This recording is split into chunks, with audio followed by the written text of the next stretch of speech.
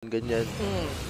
Parang ikakite mo lang talaga. Pero 11 to 12 na yung score natin dito with a total of 23 kills. So sa mga nag-overkills dyan, alam kong paldo-paldo at masaya na kayo. At hindi pa tapos yung enjoyment. Lalo na't dikit na dikit yung laban natin for our game number 1, Team Liquid PH versus Aurora.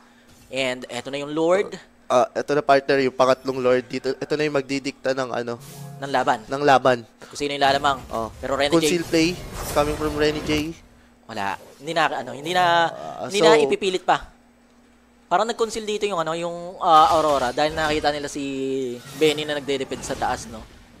So, si Benny naman, kahit mag-dep siya sa taas, meron siya mobility na makakapunta siya agad. So, which is, siya siguro yung pinagde-dep, especially hindi siya mapapatay ng Hayabusa one-on-one. Ayun, nakita na naman si Benny na nagde-dep sa taas. So, parang signal to. Ito na nga, with a flicker wild charge. Burado si Cartesi, wala ng jungler yung Team Liquid PH. And this is the Minoans Fury na hinihintay natin kay paring JP. Pero JP, final slash na binitawan ni Sanford. Godlike for Benny Cutie, double kill, you will go down. Mukhang isusunod pa si Renny J. Immortality was back. Demon Kite, triple kill, Maniac, mukhang Savage. Ay, ibibigay naman para kay Benny Cutie ang bagyo ng Team Liquid PH. Savage day, partner! Hindi lang, si Carl TZ ang may highlights. Si Benny meron din. Carl TZ, nauna ka namatay. Ako na.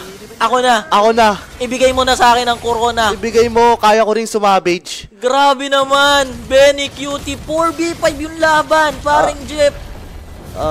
Nakita kasi nila na nagbitaw na lang all skills eh. Nakita mo yung positioning ni Sanji, hindi man lang siya nabawasan. And wala na yung wild charge eh. Wild charge. Nagamit niya yung pang-control sana